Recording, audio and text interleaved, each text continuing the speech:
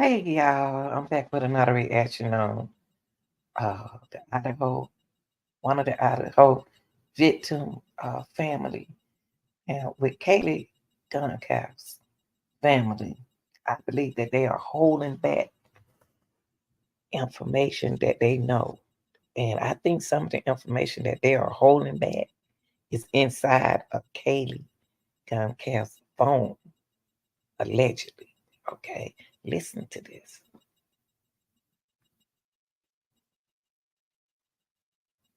Goncalves' mother and sister, they tell me Kaylee was a strong and passionate go-getter. She even already had a job lined up in the tech industry after graduation. Kaylee was one of 5 Goncalves children. She graduated from Lake City High School, the same school as Maddie Mogan, another victim. Kaylee's family says the two were especially close, and Maddie was a part of their family as well. Kaylee's oldest sister, Olivia, shared a statement on behalf of the Goncalves family.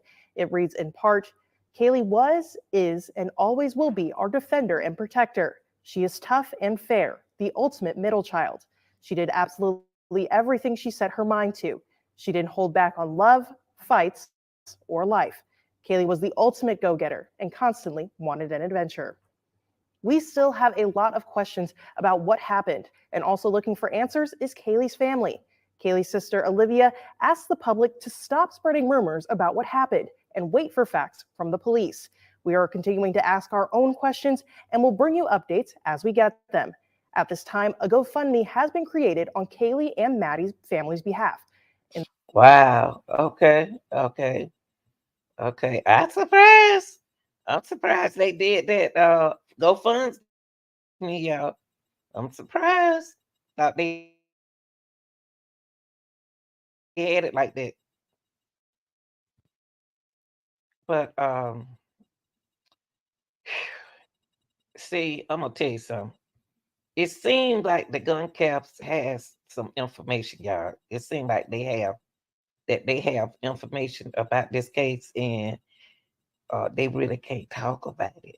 That's what it seemed like to me. It seemed like they can't talk about it because this case is a little allegedly, maybe a little. It's allegedly it's deeper than this to me, and the reason why I said it's deeper because 4 students, 4 Idaho students, 4 of them.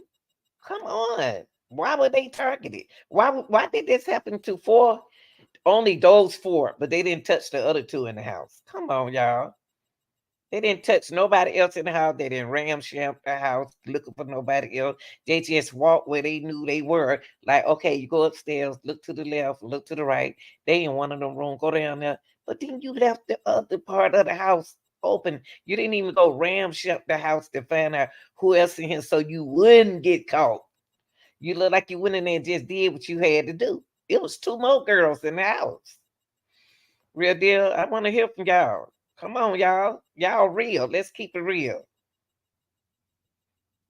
Across the USA are focusing their attention on the brutal slayings of 4 college kids. How do you kill 4 people with a knife? We're learning about another strange detail in this case. My most immediate question is, where's the suspect? Dozens of websites and postings from armchair detectives are springing up, and some of the best-known lawyers and detectives are offering their own theories about what may have happened. Interesting how 4 students can be overcome by one person with a knife, not a gun. Olivia Goncalves isn't waiting for police. She's tracking down her own leads to find her sister Kaylee's killer. We're not getting any answers, and we're not going to settle for that. Hi. It was Olivia who found the potentially crucial video of her sister and Madison Mogan at a food truck just hours before they were murdered. She also tracked down their Uber driver. I found neighbors' Ring camera footage so that I can verify that the Uber driver took her home. She's also raising questions about why her sister called a young man named Jack multiple times the night she was slain. At 2:26 a.m., Kaylee starts to call Jack. Kaylee calls Jack 6 times between 2:26 a.m. to 2:44 a.m. Gosh, I give you a lot of credit. You're almost like a detective here, putting all the pieces together. Did y'all hear that? Let's take it back. This sister right here, is a smart young lady, y'all. Let's take it back. Let's take it back. She got her sister back. Jack haven't been questioned yet. Jack, I don't know if she called Jack so many times. Why did she call Jack? What did she need from Jack? What else? What's going on in this case? Y'all cannot tell me that one person just walked at the house, went upstairs and stepped those girls. Now Kaylee was fighting that person. She was handling business. So Kaylee was shocked who the person alleged it is was. That's why they had to make sure she got the business, because she wouldn't die. She was strong. You know what I mean? She's a strong girl. And then they left there. Okay, all right, I better go. What made them leave there to go downstairs to get Zaina and her boyfriend? Why?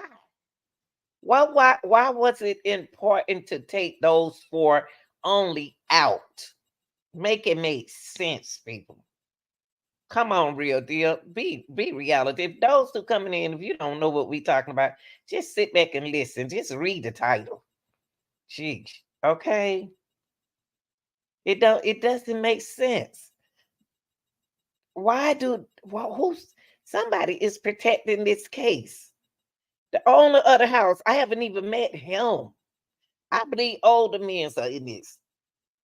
It seems like a detective work.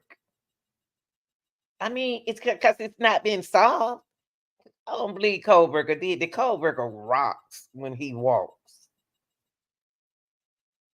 He moves side to side. Why would he leave the thing that goes inside the knife there? He would have went back upstairs and got it and put it in his hand. Well, he was zoned out. Whoever this person was, they zoned. Were they zoned out? And then you got the roommate. She didn't call the police. She called her friend. Why you call your friend? If you were so afraid, if the roommate was so afraid, why did she call her friend? So she hid for a long time because she didn't know the people was in the house. You didn't call the police over there. You called your friends over there. You walking them into the danger zone. You should have called the police first. Think about it, y'all. She didn't call the officers first. She called her friends into a crime scene. Now they touching the doorknobs. They doing this and that. They don't went up there. They don't put feet print on the ground, on the floor. You know what I mean? You can't do that. She should have called the police if she was so afraid. I'm talking about the roommate. She should have called the Dylan should have called the police over there instead of bringing her friends into a crime scene. Everything done wrong. So it made me feel like it made me Lanita allegedly thinks that an officer, police in it. She's tracking down her own leads to find her sister Kaylee's killer. We're not getting any answers, and we're not going to settle for that. It was Olivia who found the potentially crucial video of her sister and Madison Mogan at a food truck just hours before they were murdered. She also tracked down their Uber driver. I found neighbors' Ring camera footage so that I can verify that the Uber driver took her home. She's also raising questions about why her sister called a young man named Jack multiple times the night she was slain. At 2:26 a.m., Kaylee starts to call Jack. Kaylee calls Jack 6 times between 2:26 a.m. to 2:44 a.m. Gosh, I give you a lot of credit. You're almost like a detective here, putting all the pieces together. I spoke with retired detective Phil Waters, who had a 96% clearance rate on homicide cases when he was with the Houston police. There's no doubt that this is a person who is filled with a type of evil that is incomprehensible. There were 2 other roommates in the house who walked away from this. How is that possible? The use of an edged weapon is going to prevent any kind of real sounds that would awaken the other 2 girls. If this person, and it appears to be they are, proficient with an edged weapon, the deaths would have occurred. Somebody ain't telling us all of it. No. No.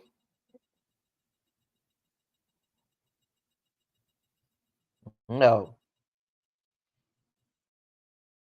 I'm not listening to all that because it's more than what they're saying. It's more than what they're telling us. They just didn't follow through. You know what I mean? It seemed like this crime giving me the vibes that somebody didn't follow through. Somebody didn't do what they said he was going to do.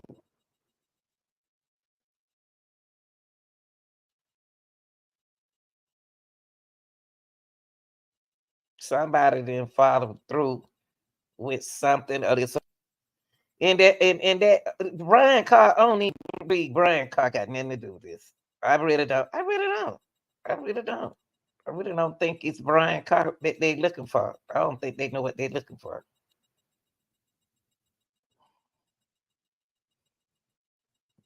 The Goncalves know Kaylee.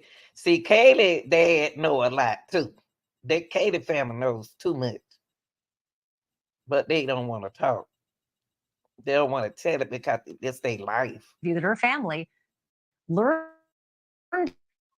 about that vehicle at the same time and in the same way that everybody else did, the press release. The victims' families have long complained about a lack of information from authorities. And on that front, Mrs. Goncalves related to NBC a bizarre and disturbing incident involving the coroner, Kathy Mabbitt. She says that she herself has never spoken with this coroner, but that her 17-year-old daughter has. That would be Kaylee's teenage. What?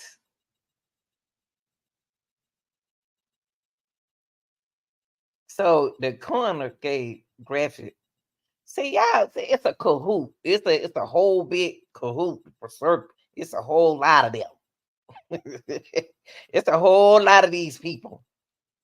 Is it a cult? Is it something? What is it allegedly? Why would she get this information to a 17-year-old? Sister. She says the coroner spoke on the phone with the teenager and gave graphic details of how her sister was murdered when asked.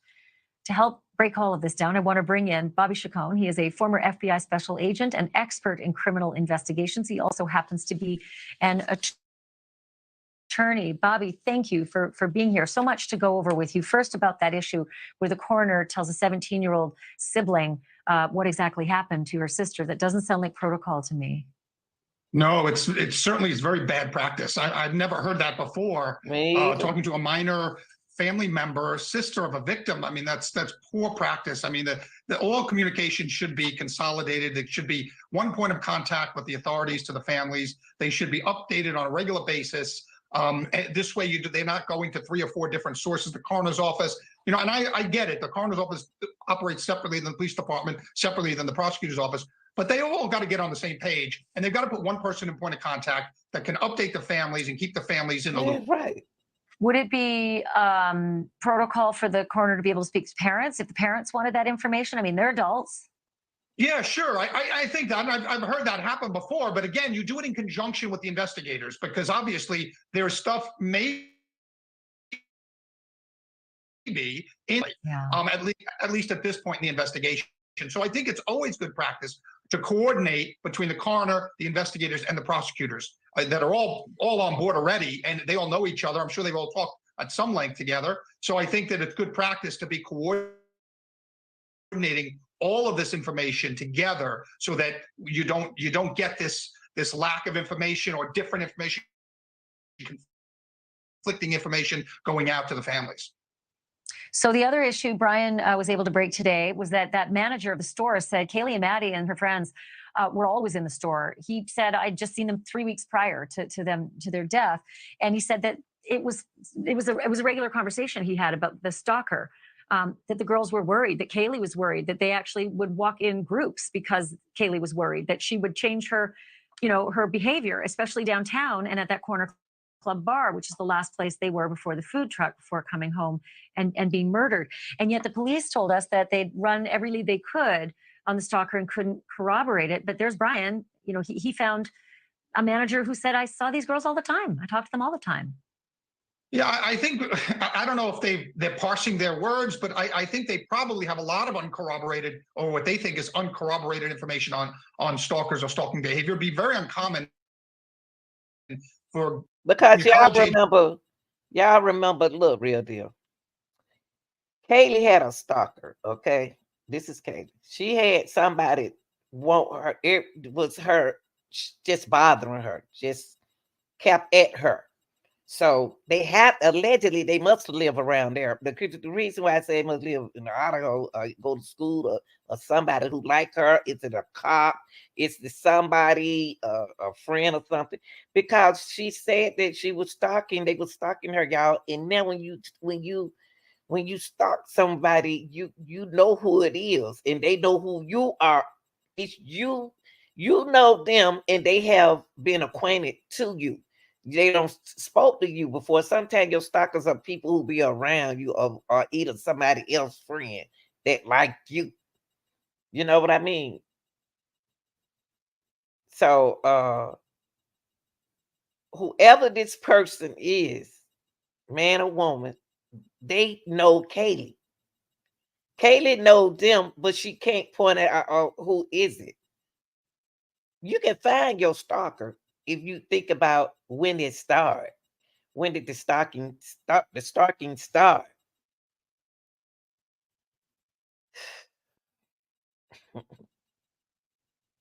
Girls on this kind of campus who are very fun-loving and outgoing, not to have the interest of guys that they're not interested in. And so I think that, you know, beyond the 3 victims that are deceased here, they have friends, and it would really shock me if the police didn't have the same information from some of their extended, you know, circle of friends. Because as you said, I just said this. What he just said.